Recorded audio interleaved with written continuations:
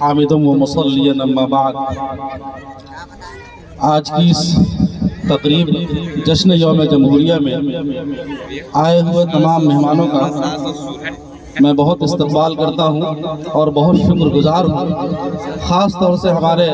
محترم اس محلے کے امام اور بہت ہی متحرک عالم دین جناب حضرت مولانا شوکت صاحب، جو محنت کر کے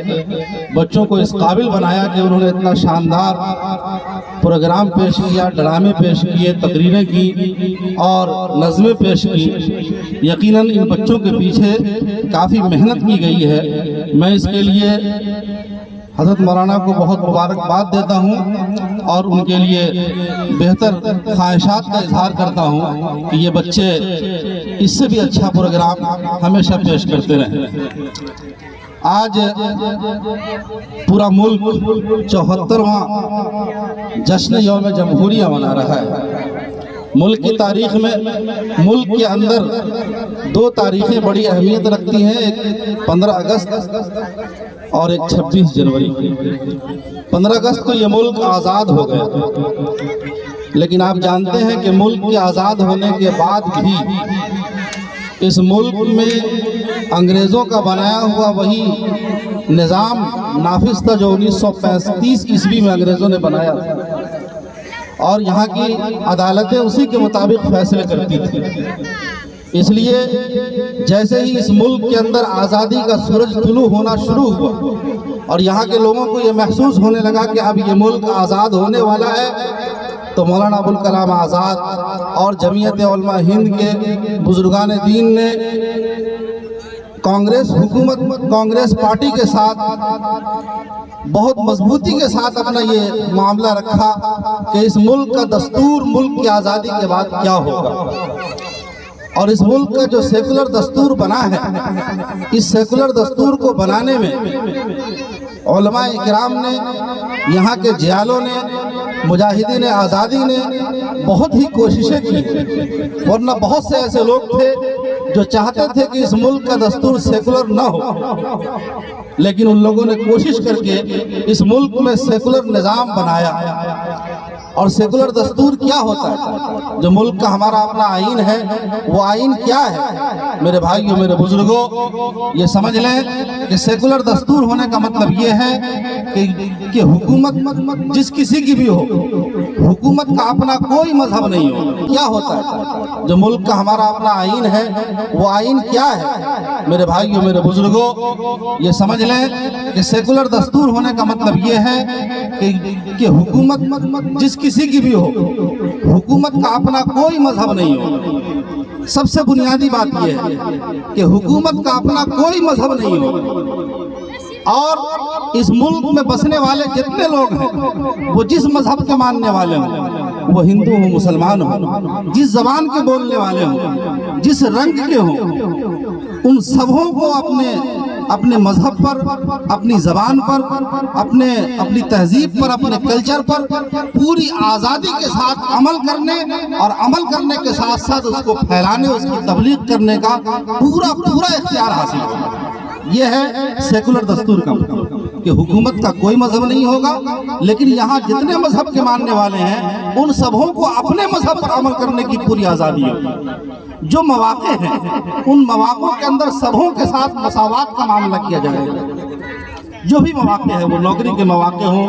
یا دوسری ملک کی چیزیں ہیں جن کو استعمال کرنا ہو، ان میں کسی مذہب کے نام پر یا کسی زبان کے نام پر، علاقے کے نام پر کوئی بھید بھاؤ نہیں کیا جائے گا۔ یہ ملک کا سیکولر دستور ہے، اور جو ہمارا دستور بنا، یہ دستور پوری دنیا کے تمام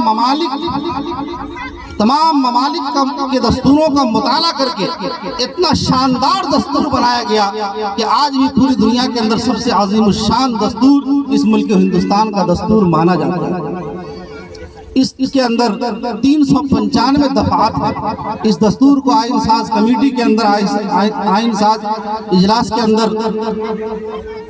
26 نومبر سن 1949 عیسوی کو پیش کیا گیا، اور پھر اس کے بعد 26 جنوری سن 1950 کو یہ دستور پورے ملک میں نافذ ہو گیا۔ میرے بھائی میرے بزرگوں، اگر ہم دستور کا جشن منا رہے ہیں تو دو چیزیں ہمارے لیے بڑی اہم ہیں۔ ایک یہ ہے کہ ہم سب آج کے دن یہ عہد کریں کہ چاہے جو ہو جائے ہمیں اپنی جان کا نذرانہ بھی پیش کرنی پڑے، ہم اس ملک کے دستور کو جس حالت میں ہمارے بزرگوں نے، ہمارے بڑوں نے اور ہمارے باپ داداؤں نے اس ملک کا دستور بنایا ہے، ہم اس دستور کو اسی حالت میں باقی رکھیں گے، اور جو لوگ اس دستور کو توڑنا چاہتے ہیں، اس کو بدلنا چاہتے ہیں، اس کی پرانی حیثیت کو ڈگمگا دینا چاہتے ہیں، وہ اس ملک کے دشمن ہیں، وہ اس ملک کو ٹکڑوں میں بانٹنا چاہتے ہیں۔ اس لیے ہم ایسے لوگوں کا کبھی ساتھ نہیں دیں گے۔ ہم اس نے بڑوں نے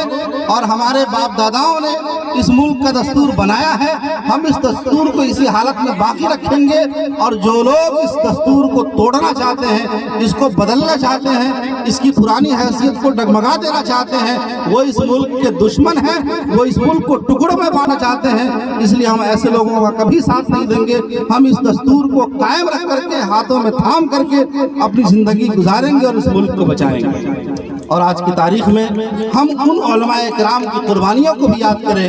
جن کی بے مثال قربانیوں کے نتیجے میں یہ ملک آزاد ہوا ہے۔ میرے بھائی میرے بزرگوں، یہ ملک کب غلام ہوا؟ یہ ملک کی غلامی کا اعلان انگریزوں نے اس وقت کر دیا جب سن 1799 میں حضرت ٹیپو سلطان شہید رحمۃ اللہ علیہ کو شہید کیا گیا، تو ایک انگریز افسر نے ان کی لاش پر کھڑے ہو کر یہ اعلان کیا کہ آج سے یہ ملک ہمارا ہے۔ اس سے پہلے انگریزوں کی یہ ہمت نہیں تھی کہ وہ یہ کہہ سکے کہ یہ ملک ہمارا ہے۔ اور پھر اس کے بعد 1803 عیسوی میں انگریزوں نے یہ اعلان کیا کہ ملک ہندوستان کے اندر یہ مخلوق خدا کی ہے، اور ملک تو بادشاہ کا ہے، لیکن اس ملک میں حکم انگریزوں کا چلے گا۔ جب انگریزوں نے یہ اعلان کیا کہ یہ خلق خدا کی، ملک بادشاہ کا اور حکم انگریزوں کا، تب اس زمانے میں شاہ ولی اللہ محدث دہلوی رحمۃ اللہ علیہ کے صاحبزادے شاہ عبدالعزیز محدث دہلوی اور ان کی پوری جماعت، شاہ سید احمد شہید رحمۃ اللہ علیہ، شاہ اسماعیل شہید رحمۃ اللہ علیہ، ان لوگوں نے فتویٰ جاری کر دیا۔ فتویٰ جاری کیا کہ اب یہ ملک غلام ہو گیا ہے، اور اس ملک کے اندر آزادی کی جنگ کرنا اس ملک کے ہر باشندے کا سب سے بڑا فریضہ ہے۔ اور وہ لوگ جو علماء تھے، جو حدیثیں پڑھانے والے تھے، وہ میدان کارزار میں نکل گئے، پوری دنیا، پورے ہندوستان کے گوشے گوشے میں گھوم کر کے یہ اعلان کیا کہ لوگوں اٹھو اور انگریزوں کے خلاف جنگ کرو۔ چنانچہ اسی جد و جہد کے نتیجے میں سن 1831 میں بالاکوٹ کی پہاڑیوں میں آزادی کی جنگ لڑی گئی۔ بالاکوٹ کی جنگ کو کون یاد کرتا ہے؟ ہم کہتے ہیں کہ 1857 میں پہلی جنگ لڑی گئی، لیکن اس سے پہلے لوگ کئی جنگیں جو انگریزوں کے خلاف لڑ چکے تھے، اور بالآخر 1831 کی بالاکوٹ کی